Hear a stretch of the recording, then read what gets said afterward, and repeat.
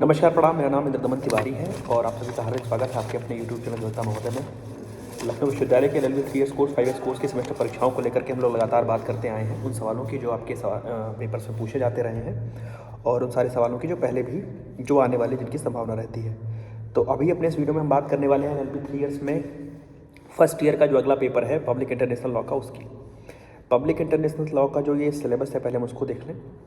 तो सबसे जो पहली यूनिट है वो किसी भी सब्जेक्ट की तरह इंटरनेशनल लॉ के नेचर, डेफिनेशन वगैरह को लेकर के, और यहाँ से आपको एक बड़ा सवाल भी मिलता है इंटरनेशनल लॉ के डेफिनेशन को लेकर के, नेचर को लेकर, सैंक्शंस को लेकर के, और किसने उसको वेनिसिंग पॉइंट ऑफ जूरिस्प्रूडेंस कहा, किसने उसको रियल लॉ माना, किसने उसको कुछ नहीं माना, मतलब कानून जैसा नहीं समझा। तो पब्लिक इंटरनेशनल लॉ का मतलब और स्टेट लॉ का मतलब क्या होता है, इसका nature, historical development, relationship between international law, international politics और डेफिनेशन सोर्स, ये सब चीज़ें हैं। सब्जेक्ट इसका सैंक्शंस, इन्फोर्समेंट, यहाँ से आपको एक बड़ा सवाल मिलता है। सॉवरेनिटी से आपको एक सवाल कभी कभी मिल जाता है। वेस्टफैलियन कॉन्सेप्ट जो है सॉवरेनिटी का, जो इंटरनेशनल लॉ में है, उसका हिस्टोरिकल डेवलपमेंट, रिसेंट चैलेंजेस जो हुए, sovereignty as responsibility, subsidiary and the impact of globalisation आपका टॉपिक है। दूसरी यूनिट में 3 चीज़ें हैं, तीनों से आपको बड़ा सवाल मिलता है। एक तो स्टेट सक्सेशन है, इंटरवेंशन से भी कभी कभी सवाल मिलता है आपको, हस्तक्षेप से, कुछ केस लॉज के माध्यम से, और जुरिस्डिक्शन को लेकर के भी चीज़ें हैं। जुरिस्डिक्शन का meaning, nature, difference between sovereignty, jurisdiction, state responsibility है।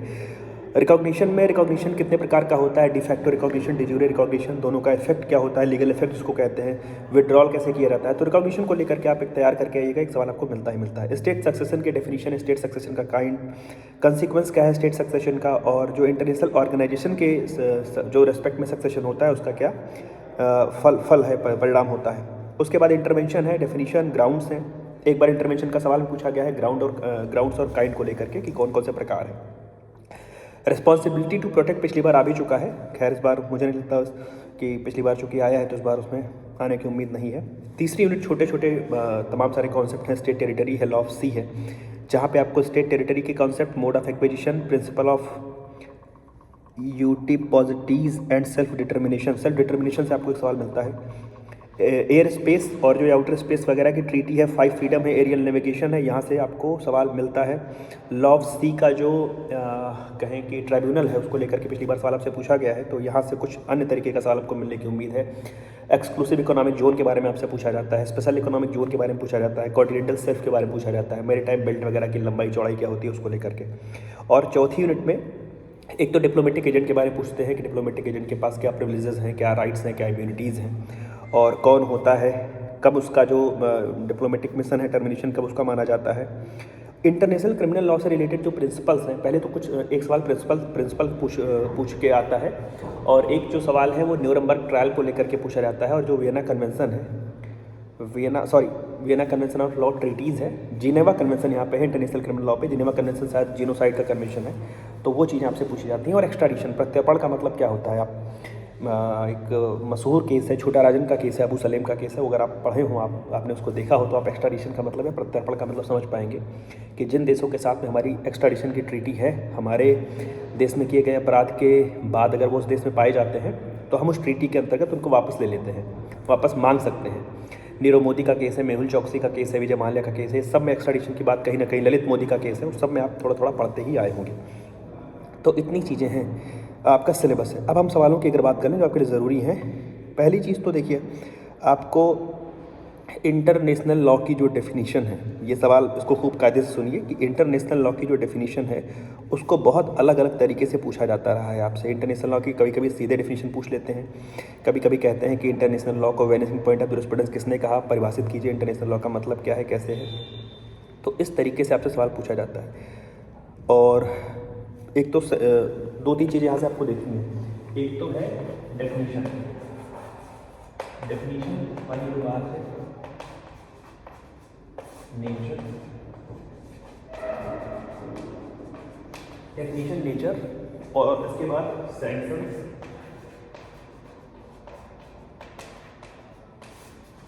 स्कोप। यहाँ आपके ह्यूमन प्रोसेस और हॉलैंड, सामन, बेंथम, इन सब की डेफिनीशन है। कई बार सवाल आपसे पूछा जाता है कि अंतर्राष्ट्रीय विधि में ह्यूगो ग्रोसियस को फादर ऑफ इंटरनेशनल लॉ क्यों कहा जाता है। 2 बार सवाल 3 बार पूछा जा चुका है।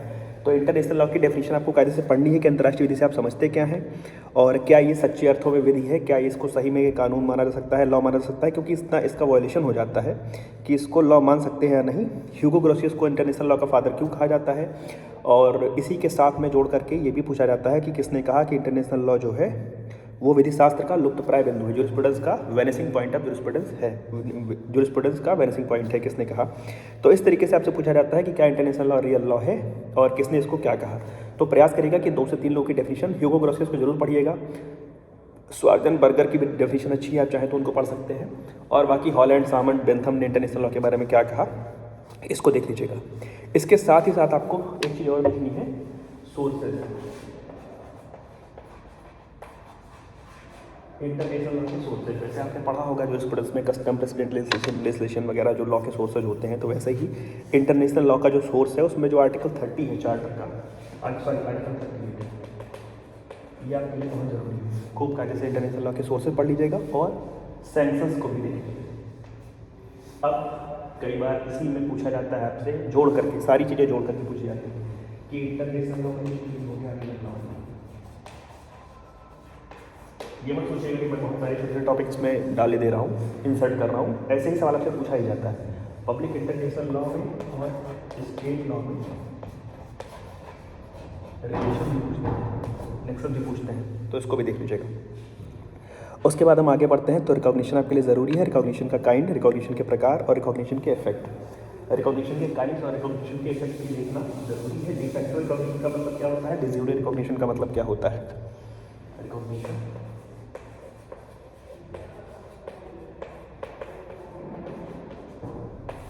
और उसके बाद जो अगला सवाल आपके लिए ज़रूरी है, स्टेट का जो सक्सेशन है,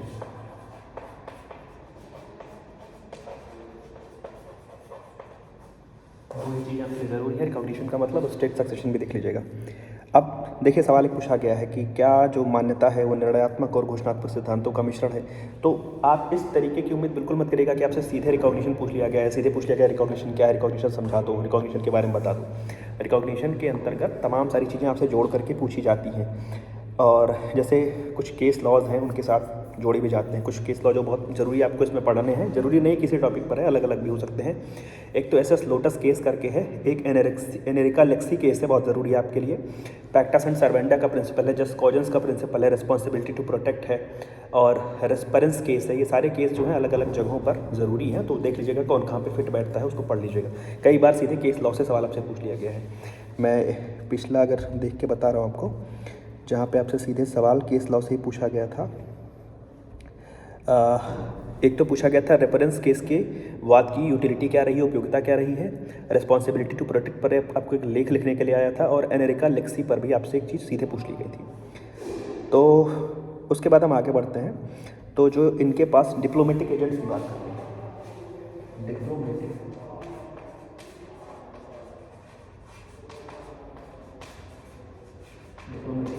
राइटिंग पर मत जाइएगा, सुन रहे हो तो वो अच्छा है। डिप्लोमेटिक एजेंट का मतलब क्या होता है, डिप्लोमेटिक एजेंट के पास प्रिविलेजेस क्या होते हैं, विशेष अधिकार क्या होते हैं, उनके पास इम्यूनिटीज क्या होती हैं, वो देख लीजिएगा। और इनके साथ क्या मतलब किस तरीके का बर्ताव होना चाहिए, क्या नहीं हो सकता है, वो सब भी आप पढ़ लीजिएगा। तो रिकॉग्निशन हो गया, स्टेट सक्सेशन हो गया, और एक्स्ट्राडिशन वाली बात हो गई। एक्स्ट्राडिशन की बात हम लोगों ने कर ली, डिप्लोमेटिक एजेंट की बात। अब आपके लिए ज़रूरी है इंटरनेशनल क्रिमिनल लॉ, और इंटरनेशनल क्रिमिनल लॉ में आपसे 2 चीज़ें पूछी जाती हैं बहुत ज़रूरी। एक तो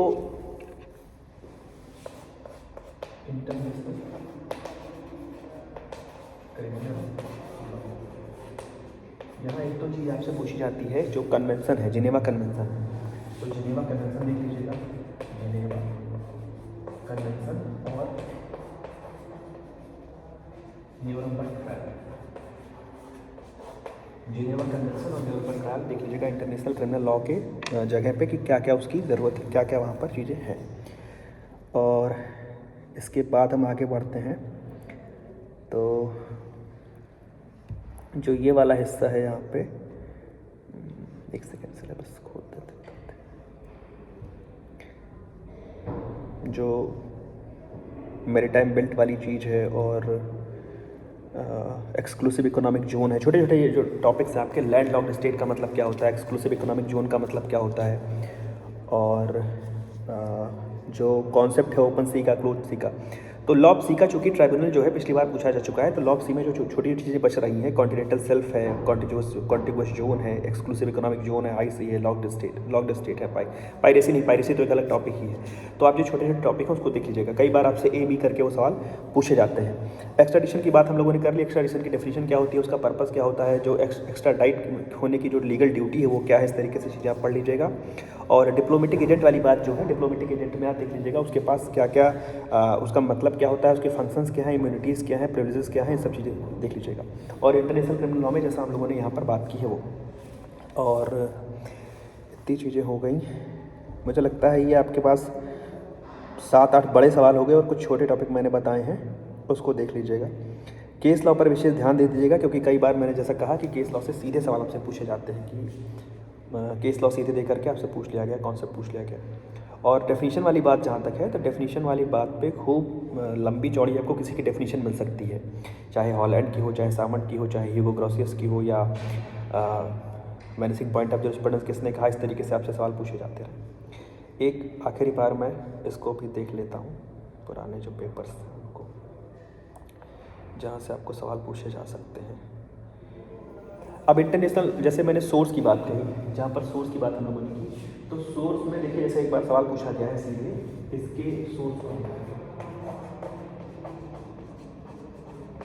इसमें सीधे आपसे पूछ लिया गया कि इंटरनेशनल लॉ में जो रूढ़ि है, जो कस्टम है, उसकी विवेचना कीजिए।